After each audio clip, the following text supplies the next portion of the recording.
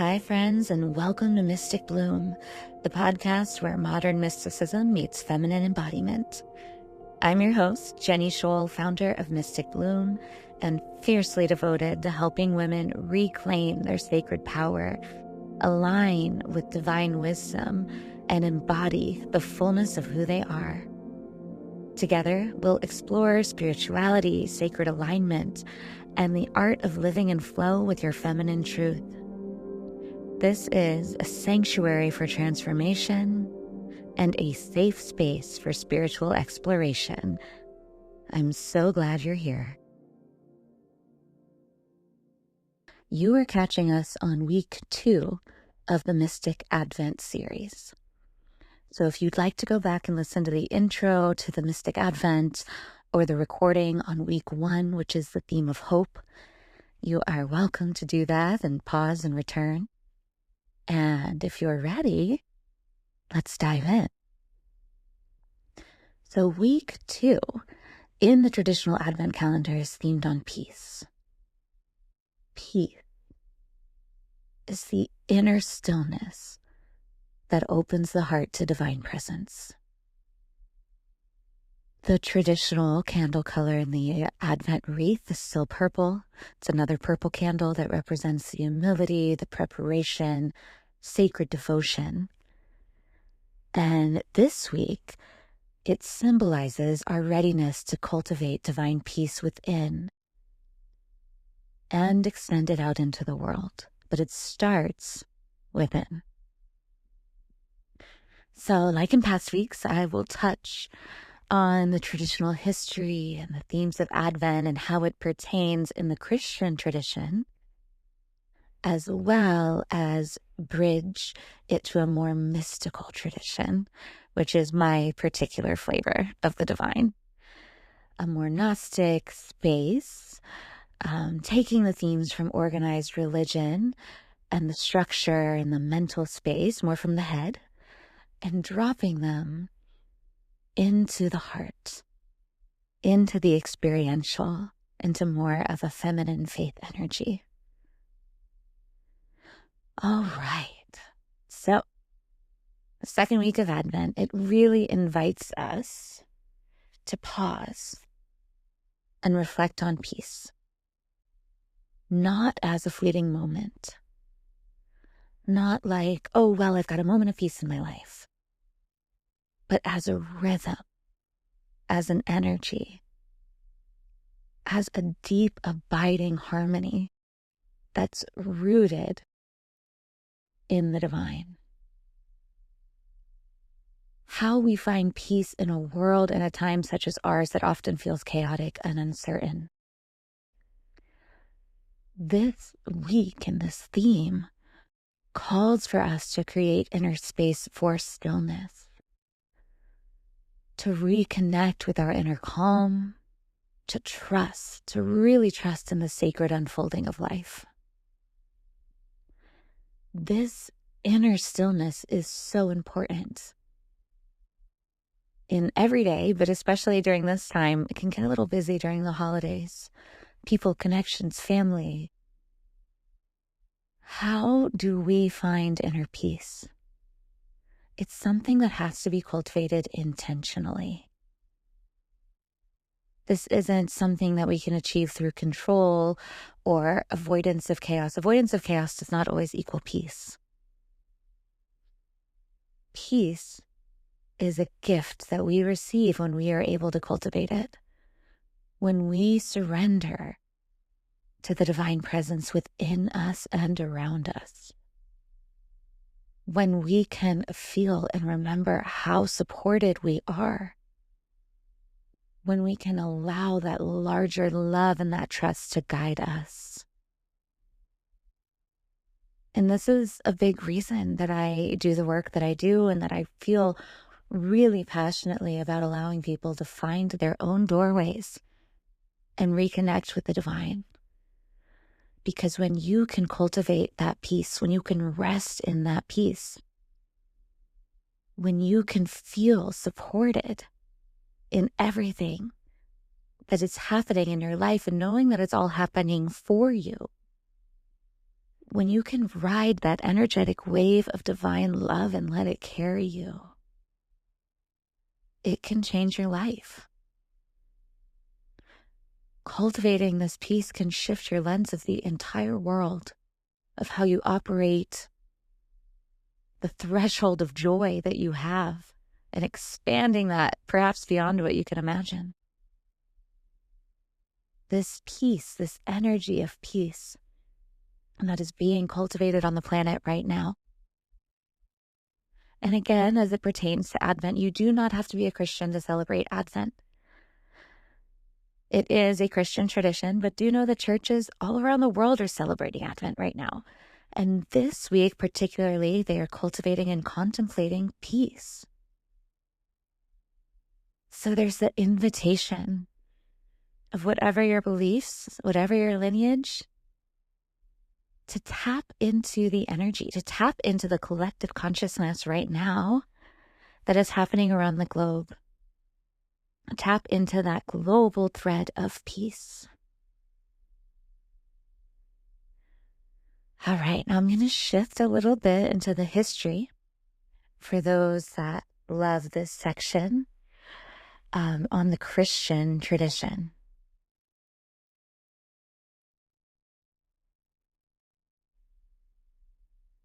So you may have heard the title for the Messiah being Prince of Peace. And that title, Prince of Peace, comes from the prophecy of Isaiah in the Old Testament. And this is a passage that Christians often associate with the coming of Jesus as the Messiah, Yeshua as the Messiah. So for those maybe not as familiar, the Old Testament, the traditional Hebrew Bible, tells a story of the people, the chosen people of God. And in the Old Testament is what many Christians also believe in the New Testament of the Bible. And they believe that the prophecies of the Old Testament, where they are praying for a Messiah, they are predicting a Messiah, they are naming a Messiah, they are saying, this is who is coming for us. They are waiting, just like this season of Advent. They are in active waiting for their Messiah. And a main difference, there are many differences, but a main difference between Judaism and Christianity is that Christians believe that Jesus of Nazareth, the man, Jesus of Nazareth, was that Messiah. And he was that man that the prophecies of old have been talking about. Judaism differs a little bit, and they really stick to the Old Testament and the Hebrew Bible. And I will say I am not an expert on Judaism, nor am I on Christianity, but I have studied a lot of religion and Christianity in particular. So, Old Testament, they give these prophecies. And in Isaiah 96, they say, for to us a child is born. To us a son is given, and the government will be on his shoulders. And he will be called Wonderful Counselor, Mighty God, Everlasting Father, Prince of Peace. And that Prince of Peace is what we're going to focus on this week and what many focus on this week. And it's important, I believe, to know the historical perspective of when these things were written. It's a lot of what I studied and what I think actually adds more to the story. When you understand that this prophecy was written during a really turbulent period in ancient Israel's history. The Middle East and Israel, it's turbulent today. It's turbulent then. My heart really just expands to the Middle East and the wars and the turbulence. It's been going on for a very, very long time. And when this was written around 8th century BCE, the nation was divided into two kingdoms. So you had Israel in the north and Judah in the south. And they were both facing threats from other empires. You've got Babylon, you've got Assyria, you've got people battling for power, trying to conquer, trying to reign over, trying to take control. It's a power struggle. And the people are looking for someone to help them. They're looking for someone to save them, a ruler who would bring some stability, some justice, and some peace. And this was a time when there were constant invasions, constant conquests, a lot of political instability, and people are yearning for a leader who would end this war. It's a time of widespread suffering, displacement, loss of autonomy, heavy taxes. People are constantly being told who is in power. Things are out of their control. And they are looking for someone to come save them. Can you feel how this must have felt? Can you feel in the nervous system how it would feel not knowing if the very next day you were going to get word that the country's been taking over again? If the very next day you're going to get word that a new rule was created and your taxes are now doubled. In the very next day, you're going to get word that your family can no longer stay here and you have to leave. That's what this time period was like. And just a little note that there are people in this world right now, not just way back then, but human beings who live on this planet in this time on Earth where their nervous systems are activated at all times for these same reasons. So I'd love to just send a little prayer, a little blessing, some good energy, whatever your beliefs are, to those who have less stability in their lives, in places all around the globe. And perhaps something that you would like to bring into your practice this week. As we cultivate more peace, as we cultivate that peace within, can we stabilize it? Can we be a beacon to others? I always think that if I can feel other people's hurt, and I know many of you can as well who are empathetic, you can see news stories or things on social media and you can feel the heartbreak, right? You can feel heartbreak in what's happening. But I believe if we can feel their hurt, then they can feel our love. If I can feel their brokenness, can they feel peace that I am sending to them? If I can tap into their pain, can they tap into my peace, pleasure, stability, love, whatever we're cultivating on their behalf, right? So that is something to contemplate this week, is how can we cultivate peace not only in our own lives, but become so embodied that we can beam it energetically out into the world. So back to this peace and longing for it in the Messiah, into Advent, right? This longing for a divinely anointed leader who would establish God's kingdom on earth. Peace and righteousness, hope for a leader who would transcend the violent cycles of humans and bring about a reign of harmony and justice. And just as they say they are looking for a leader, they're looking for peace. I think many of them are looking for what a lot of us are looking for now, which is an expansion of consciousness on this planet and a shift away from the power struggles and a shift from ego into heart space, from division into oneness. And instead of power over, power with. So we can move into that Christian interpretation of peace so many years ago and remember the Prince of Peace as a prophecy. And so that was in the Old Testament, many, many, many years before Jesus of Nazareth, the man, was born. And in the Christian tradition, Christmas is celebrated because they believe that this Messiah was finally born, the one that they've been praying for decades. And there's a lot of signs that point to this. We're going to go into another episode about the wise men and astrology, and it's super cool when you dive underneath, kind of just the surface level. But they believe, based on all the signs, that this is it. This is the man that's going to bring around change. This is the man that's going to bring peace. And so they see the prophecy as being fulfilled in Jesus, not as a political leader, but as a spiritual savior who brings peace through divinity. And it's interesting, right? Because he's not bringing peace politically, as in Let me meet with the kings. Okay, what do you want? What do you want? Can we find common ground? He's bringing peace by expanding consciousness. He's bringing peace energetically. He's bringing peace by shoring up the parts of us internally that are in chaos.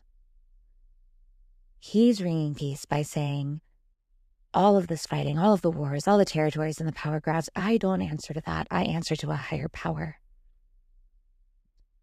Let's expand beyond the very humanistic egos and minds that are operating on this planet and remember who and whose we are. And so this peace, as Yeshua is teaching, it is deeper than the absence of conflict. This peace, the Hebrew word shalom, meaning wholeness, completeness, harmony. His teachings, Yeshua's teachings, emphasized inner transformation, forgiveness, and love as pathways to peace. Things that we can control. We can cultivate an inner knowing and an inner stillness and an inner peace that transcends the chaos and conflict happening around us. In the New Testament, in the book of John, it says, "Peace I leave you with. My peace I give to you, not as the world gives, do I give to you." Which I take to mean, peace isn't cultivated in the external. Peace is cultivated internally. So more of a mystical viewpoint, right? Going back to what I love, the Prince of Peace here represents the divine energy that brings harmony into our inner and outer world. This is not about external control or domination. This isn't saying, oh, finally there's no wars, we're all good.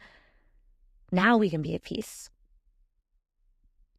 He's saying that even in the midst of chaos, we can align to the sacred flow of love and unity. We can find the inner peace. We can find the balance within ourselves. We can remember. If there's a conflict, we can resolve it between our mind, our body, and our spirit. We can tap into a soul level of inner harmony, which is something we get to cultivate and we can control within ourselves. Mystically, peace is an energetic frequency. And when we embody that peace, we contribute to the collective healing of humanity and the earth.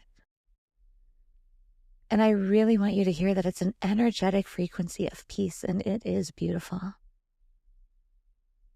Now, there are also a lot of peace warriors on this earth who are working on external peace.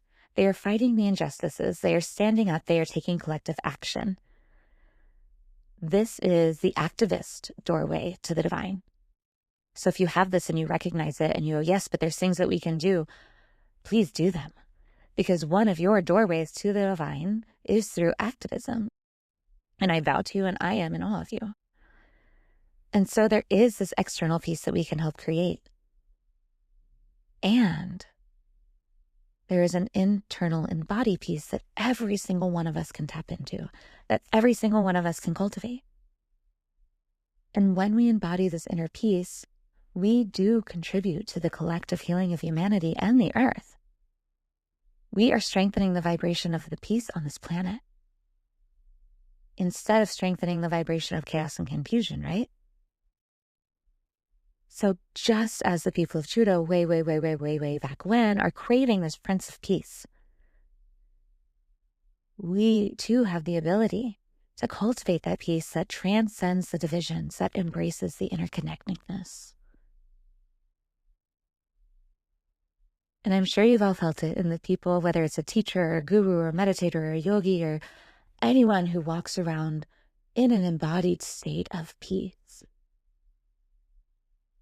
And some may even associate it with the hippies out in my beautiful state of California that are like, yeah, all good. We're all good, right? Versus those that are caught in anxiety traps, in some chaos or confusion. You can sense the difference in your body. This embodied sense of spirituality, this embodied sense of peace. And when you encounter those that have this sense of peace and this inner sense of stability, there is almost like a laying down of swords, a laying down of protectors. And in that space, there are ways to transcend divisions. There are ways to embrace the interconnectedness. And this inner peace all starts with the inner cultivation within ourselves.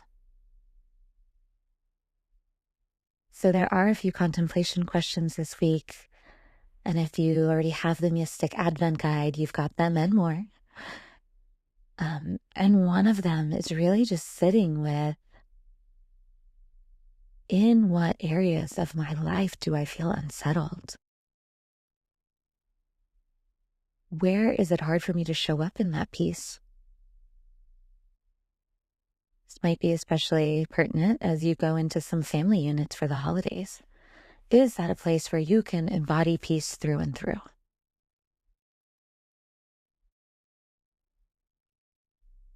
And if not, another question may be, how can I cultivate more peace? How can I invite more peace into my space, into my life, into my body? How can I anchor it in myself even when there may be chaos around me, even when there's triggers? What are my doorways into my inner sanctuary? Is it through your breath? Is it through nature? Is it in silence? Is it in darkness? Just exploring and exploring. What does divine peace feel like within my body, within my heart, within my mind? When my mind is peaceful, what happens to my body? When my body is peaceful, what happens to my mind? When both are at peace, what happens to my soul? So these are all just beautiful contemplations. And if you're unfamiliar with contemplation, I have another episode about it. But you can think of them for now as just a focused meditation. Bringing in one of these questions or all of them, but perhaps just one, and seeing where they flow. And as you open your heart and you open your awareness and you open to the divine, you have these themes on your heart. In meditation, the idea is to let the thoughts drop completely. Well, we do the best we can. And contemplation is a little more focused. It's like, let's open, let's open, let's open, let's open, and let's keep our heart space.